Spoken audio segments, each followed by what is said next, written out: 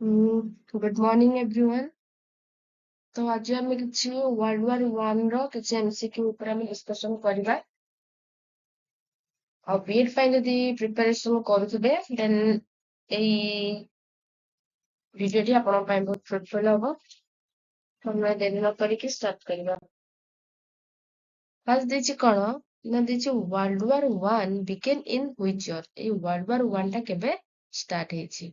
ଠିକ ଉତ୍ତର କଣ ହବ ନା 1914 ରେ ୱାର୍ଲ୍ଡ ୱାର୍ ୱାନ୍ ଟା ଷ୍ଟାର୍ଟ ହେଇଛି। ତେଣୁ କିଛି ପଢିଦବା ଦେଇଛି 28 ଜୁଲାଇ 1914 ରେ ୱାର୍ଲ୍ଡ ୱାର୍ ୱାନ୍ ଟା ଷ୍ଟାର୍ଟ ହେଇଛି ଆଉ 11 ନଭେମ୍ବର 1918 ରେ ୱାର୍ଲ୍ଡ ୱାର୍ ୱାନ୍ ଟା ସରିଛି। ତାହେଲେ ଆରମ୍ଭ କେବେ ହେଲା ନା 28 ଜୁଲାଇ 1914 ରେ ଆଉ ସରିଲା କେବେ 1918 ରେ। କାହା କାହା ଭିତରେ ହେଇଥିଲା ନା ଏଲାଇଡ୍ ପାୱାର ଆଉ ସେଣ୍ଟ୍ରାଲ ପାୱାର, ଏଇ ଦିଟା ପାୱାର ମଧ୍ୟରେ ଏଇ ୱାର୍ଲ୍ଡ ୱାର୍ ୱାନ୍ ଟା ଆରମ୍ଭ ହେଇଥିଲା।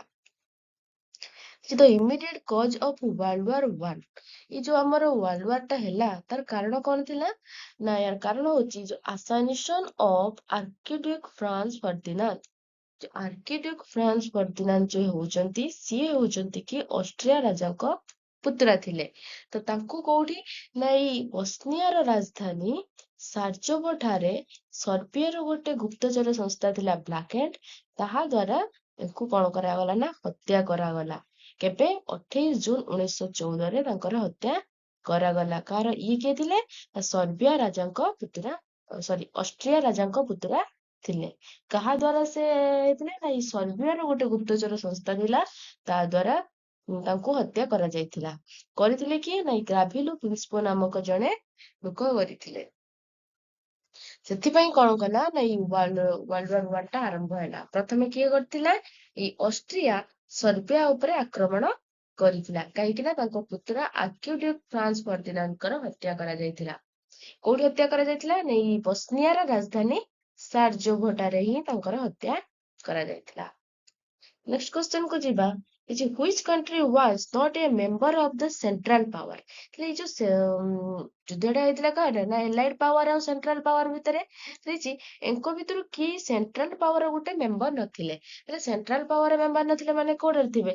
ଏଲାଇଡ୍ ପାୱାରରେ ଥିବେ, ମେମ୍ବର ହେଇକି ଥିବେ। ତ ୟାର ଠିକ ଉତ୍ତର କଣ ହବ ନା ଏଇ ଇଟାଲୀ ଯୋଉ ହଉଛି ସିଏ କଣ କରିଥିଲା ନା ଏଇ ସେଣ୍ଟ୍ରାଲ ପାୱାର ମେମ୍ବର ନଥିଲା। ସେ ଥିଲା କାହାର? ଏଇ ଏଲାଇଡ୍ ପାୱାର ମେମ୍ବର ଥିଲା। କେତେବେଳେ? ଏଇ ୱାର୍ଲ୍ଡ ୱାର୍ ୱାନ୍ ସମୟରେ ଇଟାଲୀ ଏଇ ଏଲାଇଡ୍ ପାୱାରରେ ହିଁ ଥିଲା। ତାହେଲେ ଆମେ ଦେଖିଦବା କିଏ ନା ସେଣ୍ଟ୍ରାଲ ପାୱାରରେ କିଏ କିଏ ରହିଲେ? ଜର୍ମାନୀ, ଅଷ୍ଟ୍ରିଆ, ହଙ୍ଗେରୀ, ତୁର୍କୀ, ସ୍ପେନ, ଜାପାନ, ବୁଲଗେରିଆ, ଇଏ ସବୁ ଥିଲେ କୋଉଠି ନା ସେଣ୍ଟ୍ରାଲ ପାୱାରରେ।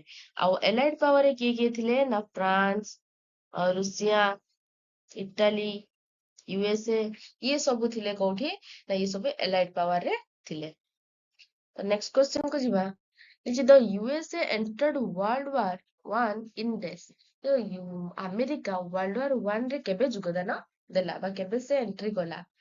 ଠିକ ଉତ୍ତର କଣ ହବ ନା ଏଇ 1917 ରେ ଆମେରିକା କଣ କରିଛି ନା ୱାର୍ଲ୍ଡ ୱାର୍ ୱାନ୍ ରେ ଏଣ୍ଟର କରିଛି।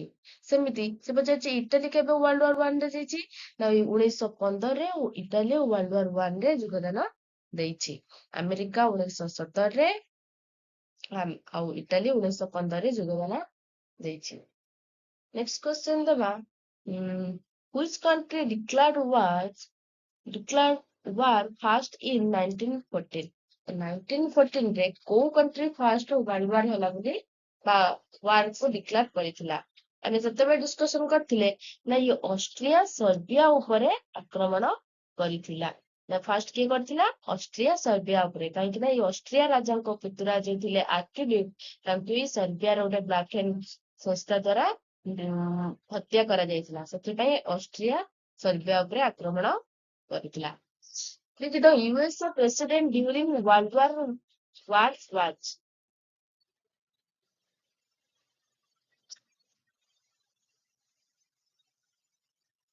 ଯେତେବେଳେ ୱାର୍ଲ୍ଡ ୱାର୍ ୱାନ୍ ଚାଲୁଥିଲା ସେତେବେଳେ ୟୁଏସ ର ପ୍ରେସିଡେଣ୍ଟ କିଏ ଥିଲେ? ନା ଉଡ୍ରୋ ଓଲସନ।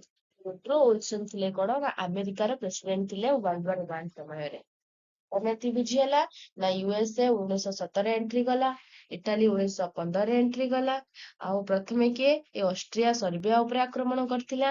ଆଉ ଆମେରିକାର ଯେତେବେଳେ World War I ଚାଲିଥିଲା ଆମେରିକାର ପ୍ରେସିଡେଣ୍ଟ କିଏ ଥିଲେ? ଏଇ ଉଡ୍ରୋ ୱିଲସନ୍ ଥିଲେ।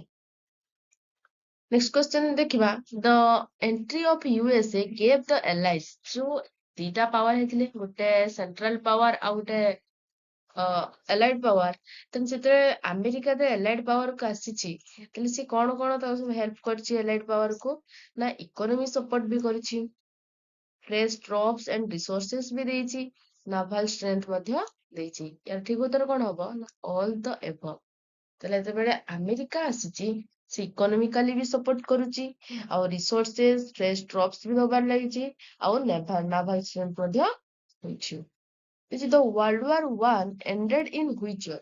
ସେ World War I ଟା କେବେ ସରିଛି ତ 1918 ଷ୍ଟାର୍ଟ ହେଇଛି କେବେ 28 ଜୁଲାଇ 1914 ଆଉ ସରିଛି 11 November 1918 Which treaty ended World War I?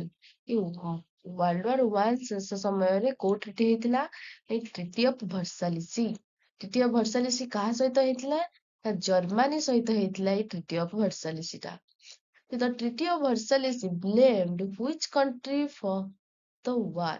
ତାହେଲେ ଏଇ ଯୋଉ ଟ୍ରିଟି ଅଫ ଭର୍ସାଲିସ୍ ଦ୍ଵାରା ଏଇ ଯେତିକି ସବୁ ଏଇ World War I ଟା ହେଲା ନା କୋଉ କଣ୍ଟ୍ରି କି ସବୁଠୁ ବେଶୀ ବ୍ଲେମ କରାଗଲା ଏଇ ଜର୍ମାନକୁ ସବୁଠୁ ବେଶୀ ବ୍ଲେମ କରାଗଲା କି ୟାରି ପାଇଁ ହିଁ ସବୁ ୱାର ଟା ହେଇଛି ସେଥିପାଇଁ ଟ୍ରିଟି ଅଫ ଭର୍ସାଲିସ୍ କାହା ସହିତ ହେଇଛି ନା ଜର୍ମାନୀ ସହିତ ଆଉ ସେଥିପାଇଁ ମଧ୍ୟ ଏହାକୁ ସବୁ ପାଇଁ ଦାୟୀ ମଧ୍ୟ କରାଯାଇଛି Germany was forced to pay reparation of କେତେ ତାକୁ କୁହାଗଲା କି $33 ବିଲିୟନ ଦବା ପାଇଁ ଯେହେତୁ ଏତିକି ସବୁ ତାରି ପାଇଁ ତାକୁ ବ୍ଲେମ କରାଯାଇଛି ନା ସବୁ ୱାର ପାଇଁ ସେଥିପାଇଁ ତାକୁ $33 ବିଲିୟନ ଦବା ପାଇଁ ତାକୁ ଫୋର୍ସ କରାଗଲା ଜର୍ମାନୀକୁ ନେକ୍ସଟ କ୍ୱେଶ୍ଚନ ଦେଖିବା which international organization was created after World War I?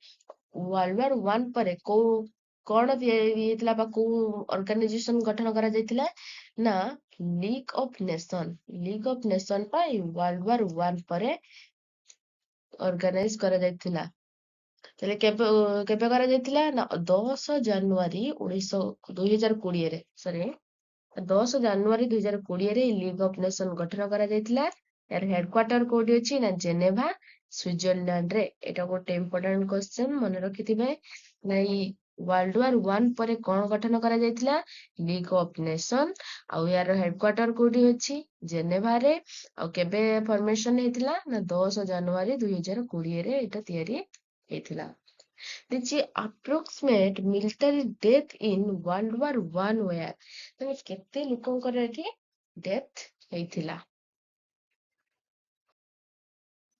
କଣ କହିଥିଲା ନା ଏଇ World War I ରେ ନା କେତେ ମିଲିଟାରୀଙ୍କର ଡେଥ ହେଇଥିଲା ନା approximately 10 ମିଲିୟନ ମିଲିଟାରୀଙ୍କର ଡେଥ ହେଇଥିଲା ନେକ୍ସଟ କ୍ୱେଶ୍ଚନ ଅଛି who was the prime minister of France during World War I ସେତେବେଳେ ଆମେ ଡିସ୍କସନ କରିଥିଲେ ନା ଆମେରିକାର ସେତେବେଳେ କିଏ ଥିଲେ ନା ପ୍ରାଇମ ମିନିଷ୍ଟର ଥିଲେ ବା ପ୍ରେସିଡେଣ୍ଟ ଥିଲେ ନା କି ଉଡ୍ରୋ ୱିଲସନ୍ ଥିଲେ ସେମିତି ଫ୍ରାନ୍ସର କିଏ ଥିଲେ ନା ଫ୍ରାନ୍ସରେ ସେତେବେଳେ ଥିଲେ କ୍ଲିମେନ୍ସ୍କ୍ୟୁ ଜର୍ଜ କ୍ଲିମେନ୍ସ୍କ୍ୟୁ କରିଥିଲେ ନା ଫ୍ରାନ୍ସର ପ୍ରାଇମ ମିନିଷ୍ଟର ଥିଲେ କେତେ ନା World War I ସମୟରେ See who was the German emperor during World War I? ନା ଜର୍ମାନର କିଏ ଥିଲେ ଶାସକ ନା ଜର୍ମାନର ଥିଲେ Kaiser second William Kaiser William two ଯୋଉ ସିଏ ଥିଲେ କୋଉଟାରେ ନା ଜର୍ମାନରେ ତ ଆମେରିକାର ଶାସକ ଥିଲେ ଉଡ୍ରୋ ୱିଲସନ୍ ଫ୍ରାନ୍ସରେ ଥିଲେ କ୍ଲିମେନ୍ସ୍କ୍ୟୁ ଆଉ ଜର୍ମାନର ଥିଲେ Kaiser second William Who was the leader of England during the war? ନା ଇଂଲଣ୍ଡର ସେତେବେଳେ କିଏ ଥିଲେ ନା ଲର୍ଡ ଜର୍ଜ ଥିଲେ ଇଂଲଣ୍ଡର ଶାସକ ତ ଏଇଠି ଚାରିଟା କ୍ୱେଶ୍ଚନ ମନେ ରଖିଥିବେ ନା ଆମେରିକାରେ ଥିଲେ ଉଡ୍ରୋ ୱିଲସନ୍ ଫ୍ରାନ୍ସରେ ଥିଲେ କ୍ଲିମେନ୍ସ୍କ୍ୟୁ ଜର୍ମାନରେ ଥିଲେ କାଇଜର ସେକେଣ୍ଡ ୱିଲିୟମ ଆଉ ଇଂଲଣ୍ଡରେ କିଏ ଥିଲେ ନା ଲର୍ଡ ଜର୍ଜ ଥିଲେ ଶାସକ ଟ୍ରିଟି ଅଫ ଟ୍ରାୟନନ୍ ୱିଥ ଡେସ୍ ଏଇ ଟ୍ରିଟି ଅଫ ଟ୍ରାୟନନ୍ ଟା କାହା ସହିତ ହେଇଥିଲା ନା ଟ୍ରିଟି ଅଫ ଟ୍ରାୟନନ୍ ଯୋଉ କାହା ସହିତ ହେଇଥିଲା ନା ହଙ୍ଗେରୀ ସହିତ ହେଇଥିଲା ସବୁ ଟ୍ରିଟି ଯୁଦ୍ଧ ପରେ କିଛି ଟ୍ରିଟି ହେଇଥିଲା ଯେମିତି ଟ୍ରିଟି ଅଫ ଭର୍ସାଲିସଟା ହେଇଥିଲା କାହା ସହିତ ଜର୍ମାନୀ ସହିତ ଆଉ ତା ଦ୍ଵାରା ଜର୍ମାନୀକୁ ସବୁ କାମ ଯେତିକି ସବୁ ଯୁଦ୍ଧ ହେଲା ସେଥିପାଇଁ ତାକୁ ଦାୟୀ କରାଯାଇଥିଲା। ସେମିତି ଟ୍ରିଟି ଅଫ ଟ୍ରାୟାନାନ କାହା ସହିତ ହେଇଥିଲା ହଙ୍ଗେରୀ ସହିତ। The Treaty of Versailles was signed with which country? ନା ଏ Treaty of Versailles ଟା କାହା ସହିତ ହେଇଥିଲା ଜର୍ମାନୀ ସହିତ Treaty of Versailles ଟା ହେଇଥିଲା ଆଉ ଏହା ମାଧ୍ୟମରେ କୁହାଯାଏ ଜର୍ମାନୀ କି ସବୁ ପାଇଁ ଦାୟୀ କରାଯାଇଥିଲା। ଆଉ ଟ୍ରାଇନନ୍ ଟ୍ରିଟି କାହା ସହିତ ହେଇଥିଲା ନା ହଙ୍ଗେରୀ ସହିତ ଟ୍ରାଇନନ୍ ଟ୍ରିଟିଟା ହେଇଥିଲା। The Treaty of Saint Germain dealt with the which country? ଆଚ୍ଛା ଏ ସେଣ୍ଟ ଜର୍ମାନ କାହା ସହିତ ହେଇଥିଲା? ସେଣ୍ଟ ଜର୍ମାନଟା ହେଇଥିଲା ଅଷ୍ଟ୍ରିଆ ସହିତ। Treaty of Saint Germain Austria ସହିତ। ମନେ ରଖିଥିବେ Treaty of Versailles Germany, Trianon treaty ହେଇଥିଲା ହଙ୍ଗେରୀ ଆଉ ସେଣ୍ଟ ଜର୍ମାନ କାହା ସହିତ ହେଇଥିଲା ନା ଅଷ୍ଟ୍ରିଆ ସହିତ ହେଇଥିଲା। The Schlieffen Plan was Germany's strategy to invade. ନା ଜର୍ମାନୀ ଗୋଟେ ପ୍ଲାନ୍ କରିଥିଲା ଯୋଉ ସ୍କ୍ଲିପେନ୍ ପ୍ଲାନ୍ କରିଥିଲା ତା ମାଧ୍ୟମରେ ସେ କଣ କରିଥିଲା ନା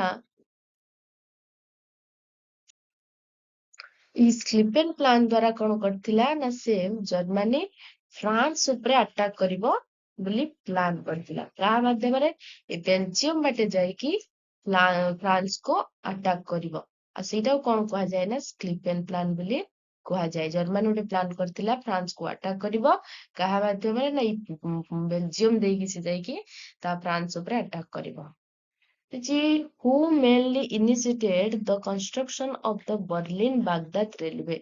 ଯୋଉ ବର୍ଲିନ ବାଗଦାଦ ରେଲୱେଟାକୁ କିଏ ତିଆରି କରିବା ପାଇଁ ଚାହୁଁଥିଲା ନା ଏଇ ଜର୍ମାନୀ ବର୍ଲିନ ବାଗଦାଦ ରେଲୱେ କରିବା ପାଇଁ ଚାହୁଁଥିଲା। କାହିଁକିନା ଏଟା କଲେ ତାକୁ ଟିକେ ଟ୍ରେଡ୍ କରିବା ପାଇଁ ସୁବିଧା ହବ। ତାହେଲେ ଏଇ ବର୍ଲିନ ବାଗଦାଦ ରେଲୱେ କିଏ ତିଆରି କରିବା ପାଇଁ ଚାହୁଁଥିଲା? ଜର୍ମାନୀ କରିବା ପାଇଁ ଚାହୁଁଥିଲା। ଆଉ କଣ ଏଇ ଜର୍ମାନୀ ସ୍ଲିପେନ୍ ପ୍ଲାନ୍ ମାଧ୍ୟମରେ ଫ୍ରାନ୍ସକୁ ଆଟାକ୍ କରିବ ବୋଲି ଚାହୁଁଥିଲା ଆଉ ଜର୍ମାନୀ ସହିତ ଟ୍ରିଟି ଅଫ ଭର୍ସାଲିସଟା ସାଇନ୍ ହେଇଥିଲା। ତ ଏତିକି ଥିଲା ଆଜିର କ୍ୱେଶ୍ଚେନ୍ ୱାର୍ଲଡ ୱାର 1 କୁ ନେଇକି। ନେକ୍ସଟ ଭିଡିଓରେ ଆମେ ୱାର୍ଲଡ ୱାର 2 ରେ ଯୋଉ ରହିଲା କ୍ୱେଶ୍ଚେନ୍ ତା ଉପରେ ଡିସ୍କସନ କରିବା ଆଉ ୱାର୍ଲଡ ୱାର 1 ରେ କିଛିଟା କ୍ୱେଶ୍ଚେନ୍ ଆଉ ଯଦି କିଛି ରହିଯାଇଥିବ ତାକୁ ଡିସ୍କସନ କରିବା ଆଉ କିଛି ରିପିଟ୍ କ୍ୱେଶ୍ଚେନ୍ ବି ଆଣିବା। Thank you.